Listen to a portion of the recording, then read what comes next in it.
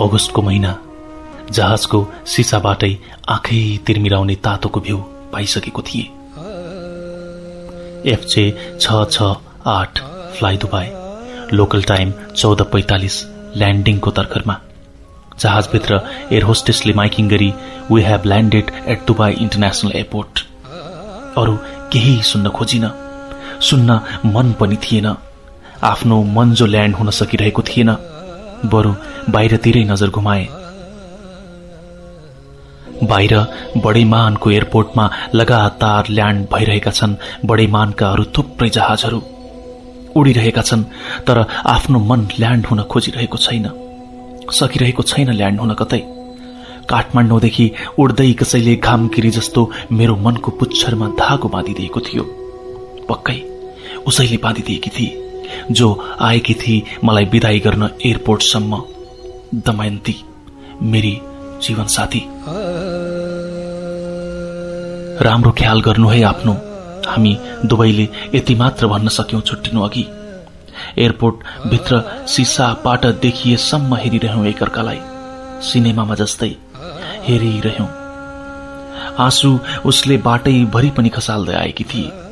घरैदेखि 2 थान आँखाभरि सपना कोसेली बोकेर आएकी थिए।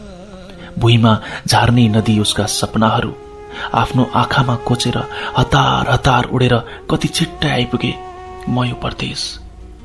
फर्किएपछि कति आँसु खसाली होली उसले।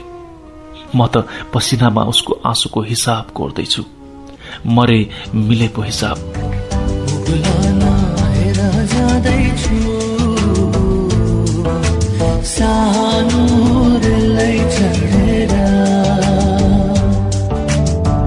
यो मन जल्छ हेरा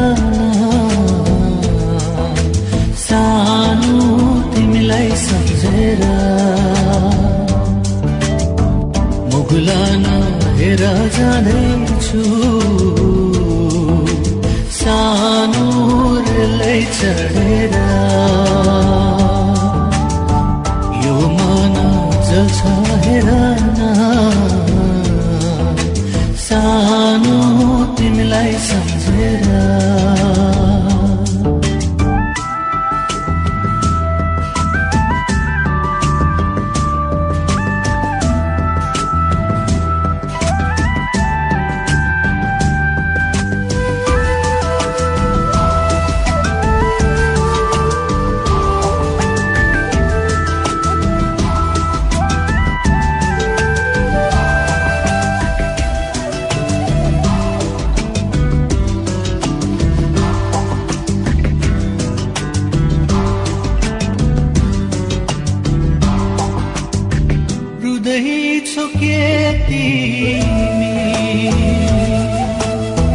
बाटो मेरो हेरी बाँचे भने आउनेछु भेट्न छुट्टीमा फेरि सानो तिमीलाई भनेर। मुगुलान हेर जाँदैछु सानो रेलै चढेर। यो मन जल्छ हेर सानो तिमीलाई सम्झेर।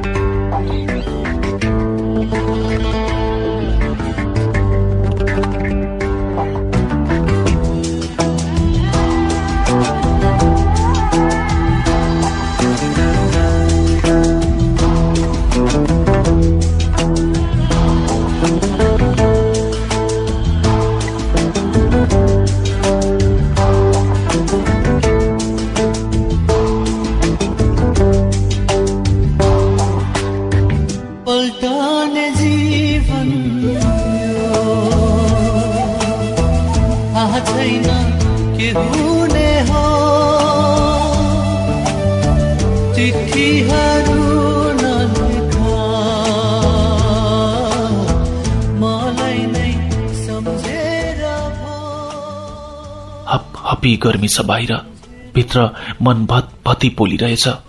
मह दले जस्तै भएका छन् गाला। रानी माहुरी मैले उतै छोडेर आए। हत्तपत्त लगेज सम्झे, ला छुट्यो। हातमा लगेज ट्याग देखेर सम्झे, जसमा थियो उसैको फ्रेम सहितको फोटो र कोसेली। 7 समुद्र पारी पनि उसैको यादले च्याप्न थाल्यो। उसैको याद आइरह्यो, एकोहोरो तन्किरह्यो आँखा। एउटा जहाज उडेर माथि क्षितिजमा नबिलाएसम्म, तैपनि बिलाएन उसको अनुहार आँखाको क्षितिजबाट।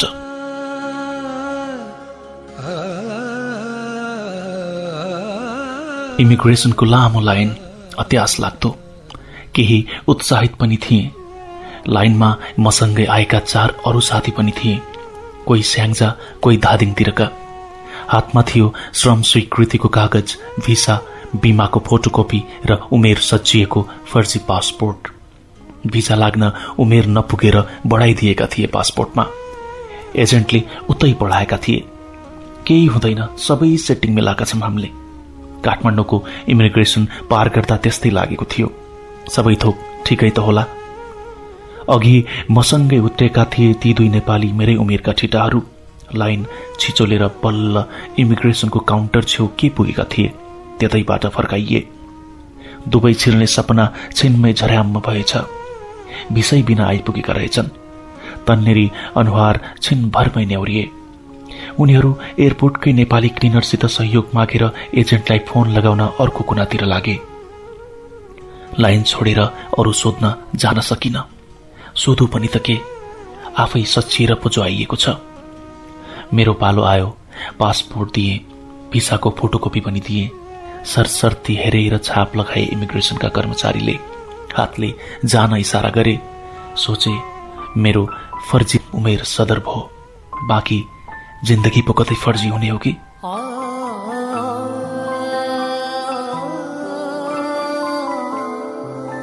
उखर माउलो गर्मीमा पनि डरको चिसो खै कताबाट म भित्र लुसुक्क पस्यो।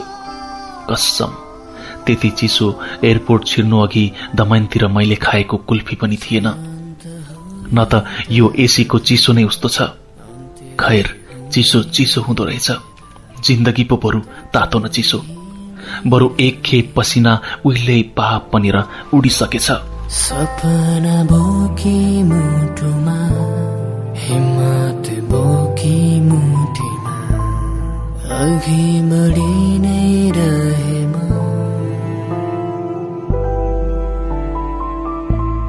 यही गर्नु थियो, केही सजाउनु थियो, तर केवल सजियो कल्पना। आफ्नो भन्नु नै आफ्नै भाग्य नै थियो। अरू के नै थियो र हातमा। जल्दैछु जल्दै आज म जलेर थाकिसकेम। यो पीडा सहन सक्दैन।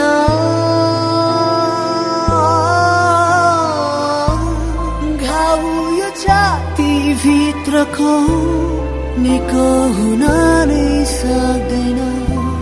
के गरौँ म, के गरौँ म।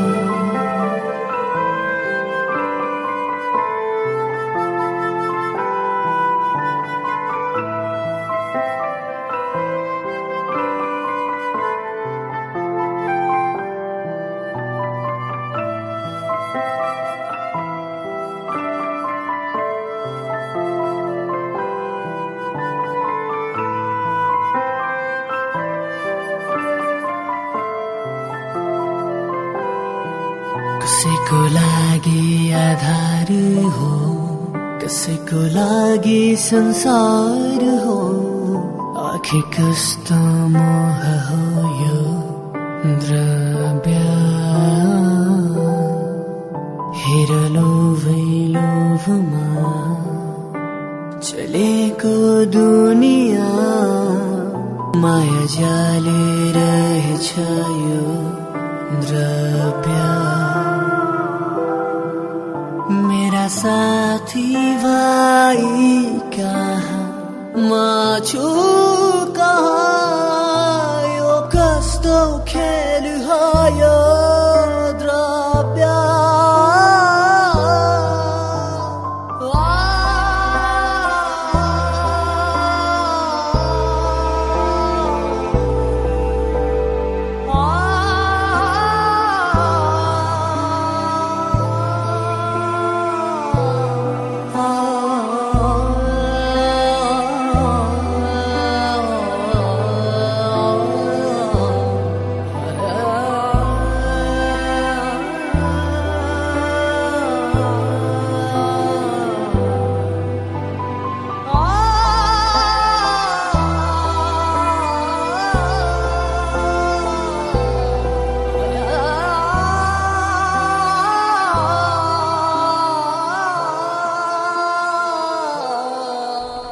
एयरपोर्टमा उत्रेदेखि आजसम्म पनि यो गर्मीको साम्राज्यमा पसिनाको आहालमा म दिनहुँ नुहाउँछु र मेरो दैनिकी सुरु हुन्छ।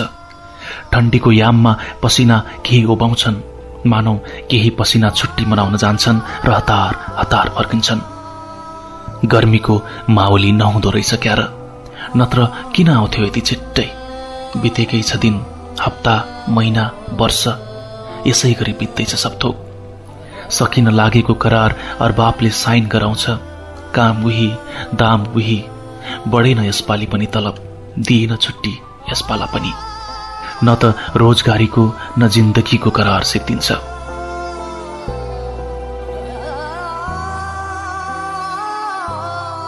कामै कामले आफै सुइकुट्टे परेका छपिटे रामेदाई ढाडस दिन्छन्, जोक मार्छन्, छिल्लिएका गफ गर्छन्।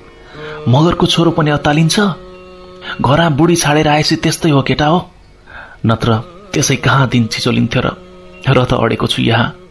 यो अग्लो छतबाट चिच्याउन मन लाग्छ, दमन्ती दमन्ती हे दमन्ती। मेरो लागि केही पनि होइन यो देखिएको अग्ला अग्ला भवन र सहर। घरमा हुँदा एक भर्याङ उक्लिएर आमैले चाल्लीको भाँडो माग्दा बल चल्थेन। अहिले म कनेर नसकिने तल्लै तल्लाको छतमा ताबुक बोकेर थाकेको छु र भोकले खबुस टोक्दैछु। मैले खाने र आराम गर्ने यही बेला हो। कहिले कहिले त म काम गरेतिर दमन्तीको याद पनि आउँदो हो। टहल्दै उक्लनै नसकेर अग्लो टावर बाहिरै बस्दो हो र फर्कदो हो। परैबाट सुपरभाइजर खतिर कराउँदै आउँछ, काम पे लग जाओ भैया। एकछिन बढी बसेको देखि सहन नबजिया र म खबुसको रोटी राम्ररी नचपाई निल्छु। पानी पनि रित्तिएछ बोतलमा, तर धारो बगेको बगै छ पसिनाको। जसै गरे पनि आँसु र पसिना घटघटी पानी जसरी पिउन नमिल्ने रहेछ। लाग्छ परदेश सम्झनेहरूकै लागि हो। अचेल खूब सम्झन्छु, झलझली सम्झन्छु। आमाले पकाएर दिएको, मिठो नलागेर हुर्याएर हिँडेको दिनहरू त उतै छँदै पो गजब थिए। खाएको थाल माझ्नु परेन, मैला धुनु परेन। बिहेपछि मानव सरकारै फेरियो, मन्त्रालय फेरियो, जिम्मेवारी फेरियो। गृह मन्त्रालय उसैले सम्हाल्न थाल्यो। तर म त थुक्क बिना विभागीय मन्त्री के जाति जस्तो पो भए। भएको एक्लो छोरो गाउँमा लहर खराएर कतिन्जेल चल्छ। बिहेको केही महिनामै सहर पसे, सहर फापेन। गाउँका ठिटाहरू हुत्तिसकेका थिए विदेश। म पनि के कम, बनाए राहदानी, हुइकिए म्यान पावर। बाटैमा भेटाए छिमेकी गाउँको दलबहादुर। गाउँका केटाहरू सबै उसैले विदेश पठाएको थियो। दुबई पठाइदिम्ला, तलब 800 दिराम, काम लेबर। राहदानी बुझाउन अघि हेरिन राम्ररी पनि आफ्नै फोटो, हेरिन जन्म मिति, सम्झिन राहदानी नम्बर। आफ्नै नाम याद छ, उमेर याद छ, घर याद छ। धनीराम साहु मगर, उमेर 17, घर कावासोती 9 नवलपरासी। देश सम्झेर मात्र पो के गर्नु, आखिरमा सम्झिन पर्ने आफ्नै नाम रहेछ, आफ्नै दुःख रहेछ।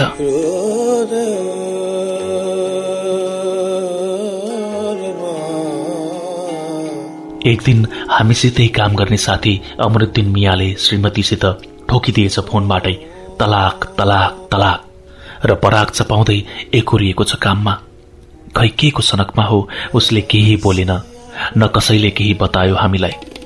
बरु केही दिन अघि घरबाट फोन आएको थियो मोबाइलमा, निकै बेर बोलेको थियो फोनमा। उसले त्यस दिनदेखि परागले डढेको कालो दाँत पनि देखाउन छाड्यो हामीसित। अर्का धादिङ खानीखोलका कृष्णे दाई, टुच्चे दाई आउँदैदेखि टुच्च नलाई नहुने बानी लिएर आएका रहेछन्।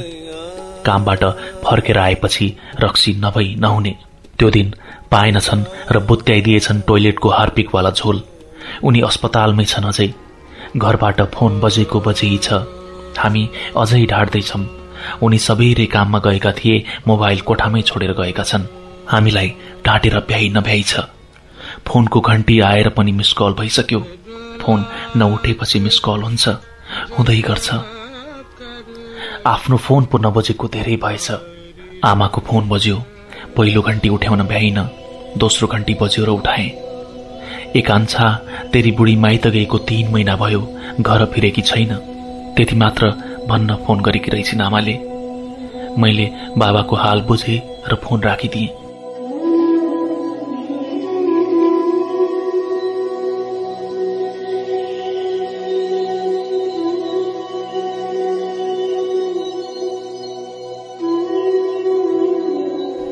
र मनमा एक तमासले बालुवा उडाउँदै गरेको खाडीको उराट हावा छिर्यो। उसैको दिनुहुँ जसो मिस कल आउँथ्यो, धेरै जसो फोनै बस्थ्यो, कुरा हुन्थ्यो। आजसम्म डाँटेकी रहेछ उसले, किन फर्किन त घर। फोन थिचे, टेलिकमकी केटी कराई, उपलब्ध हुन सकेन। रिडायल गरे, लागेन। गर्दा गर्दै साँझ ड्युटी सकेर फोन गरे, फेरि लागेन। आज लागेन, भोलि लागेन, पर्सिको दिन पनि लागेन। त्यसपछि कुनै दिन लागेन उसको फोन। सायद नम्बरै फेरि या मोबाइल नै हराएकी होइन रहेछ। उसले मनै फेरिछे र पो लागेन फोन कहिल्यै त्यसपछि। हाम्रो सानो घर थियो, एक अर्काको भर थियो। हो हाम्रो सानो घर थियो, एक अर्काको भर थियो। त्यही भयो जिन्दगीमा, हो त्यही भयो जिन्दगीमा। जुन कुराको डर थियो, जुन कुराको डर थियो, हाम्रो सानो घर थियो। चल्यो उडाइ लाग्यो घर, हुन्न रहेछ आफन्तकै भर। उडी चल्यो उडाइ लाग्यो घर, हुन्न रहेछ आफन्तकै भर।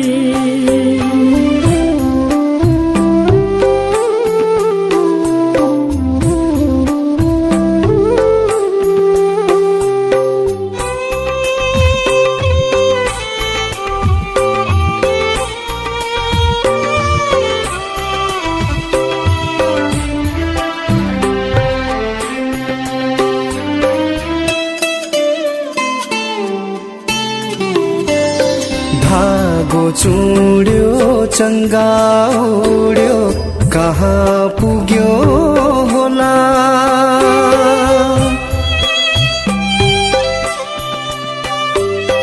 धागो चुड्यो चङ्गा उड्यो, कहाँ पुग्यो होला।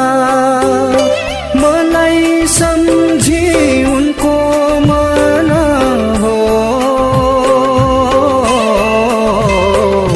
मलाई सम्झी उनको मन। रोला कि नरोला, रोला कि नरोला। हाम्रो सानो घर थियो, भाग्यले नै गर्यो बरै छल।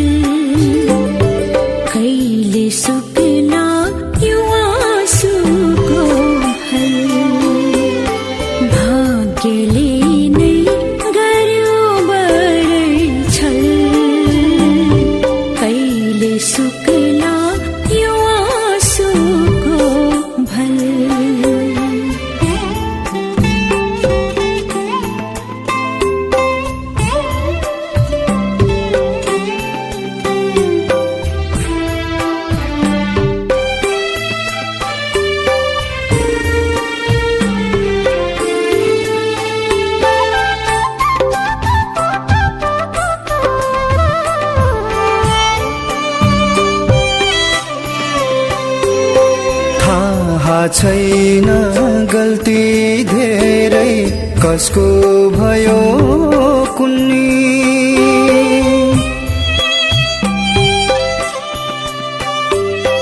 थाहा छैन गल्ती धेरै कसको भयो कुन्नी, उनको झल्को आउने बाटो हो,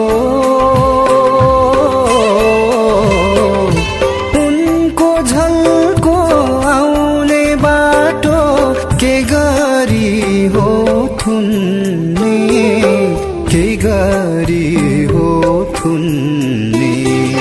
हाम्रो सानो घर थियो, घटाउ भन्दा बढ्यो माया झन्, खै कसरी बुझाउ दुखी मन, घटाउ भन्दा बढ्यो माया झन्, खै कसरी बुझाउ दुखी मन।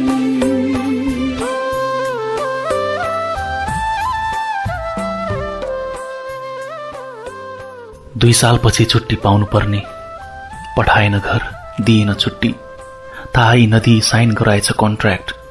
3 सालपछि घर आउने छुट्टीको दिन आउन अब 1 महिना मात्रै बाँकी थियो। 3 वर्ष महिना दिन जसरी बित्यो र अब बाँकीको 1 महिना 3 वर्ष जस्तो लाग्न थाल्यो। कुर्नु कसैलाई नपरोस्, खाना रुच्न छोड्यो, न निद टाइममा लाग्छ न काममा नै मन लागेको छ। अब 3 दिनको त कुरो हो, आज खाइन्छ हो बंगालीको झोल। बेलुकी नै थमाइदियो मुदिरले 3 महिनाको रोकिराखेको बाँकी तलब, पासपोर्ट र एउटा नन डिफेन्डेबल टिकट। पर्सि घर जाने, आज बिदाई पार्टी, अरूको शुक्रबार बिदा पनि। बंगालीले रक्सी ल्याइदियो, चितवनका रामेदाईले मासु ल्याए, चिकन पकायौं, मिठो पिरो पारेर खान थाल्यौं। खाएछौं राति 1 बजेसम्म र मातेछौं बेसमारी। मातेको रौनकमा चुरोट तान्न बाहिर छततिर उक्लिएछु, सल्काएछु, खुट्टो ठाउँमा थिएन। सायद चिप्लिएछु र झरे 4 तल्लाबाट र पीच आँगनमा म पछारिएँ, बजारिएँ।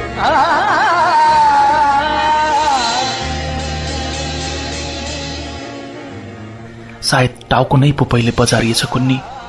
अय्या आमा भने या भनिन, मलाई होसै भएन। हो हल्ला भो वरिपरि, क्याम्बोस निस्किए, केटाहरू पनि निस्किए।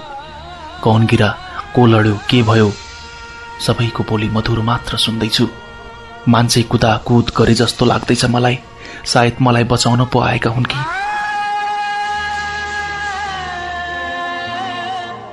आमा म मर्न आँटे, म भित्रै चिच्याइरहेछु। अरूले सुने वा सुनेनन् मैले पत्तो पाइन। तातो थियो टाउकोमा कपाल भिजेको चीज, हातले राम्ररी छाम्न सकिन, ठम्म्याउन सकिन। टाउकोबाट बगेको रगत थियो होला सायद। भित्र सानो स्वरमा आफै बोलिरहेको थिएँ। पहिले मातेर अर्ध बेहोस जस्तै थिए। रगत रित्तिएर अब म पूर्ण बेहोस भएँ। आँखै अगाडि एक्कासी बडेमानको अन्धकारको पहाड आएर उभियो। अघिसम्म देखिएको चहकिलो सबै देखिन छाड्यो। ल्याम्पोस्टको उज्यालो, क्याम्पको बत्ती, सबै थोक मधुरो मधुरो हुँदै गयो बिस्तारै बिस्तारै। आमाको अनुहार, बाबाको अनुहार, दमन्तीको अनुहार र अन्तिममा झल्यास देखे आफ्नै आँखामा एउटा सेतो रङको काठको बाकस। महिना दिन अघि मात्रै हामी काम गरिरहेको टावरको 7 तल्ला माथिबाट खसेर ढलेका थिए जीत बहादुर मुखिया, जसलाई कम्पनी र एम्बेसीका मान्छेले त्यस्तै बाकसमा हालेर नेपाल पठाइदिएका थिए। बिस्तारै छायो आँखामा अँध्यारो, आवाज मधुरो। बिस्तारै छायो आँखामा अँध्यारो, आवाज मधुरो। सुस्तारी सास हुँदै थियो फितलो, सुस्तारी सास हुँदै थियो फितलो। हाँसोको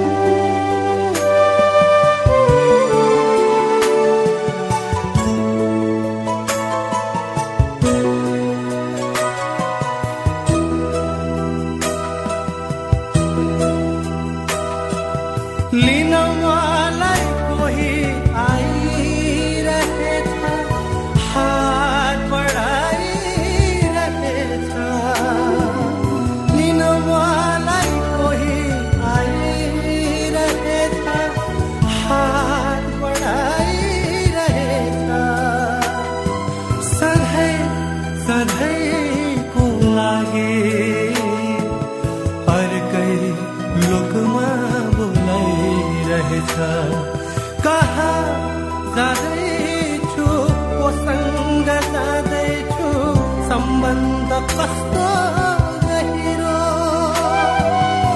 कहाँ जाँदैछु कोसँग जाँदैछु सम्बन्ध कस्तो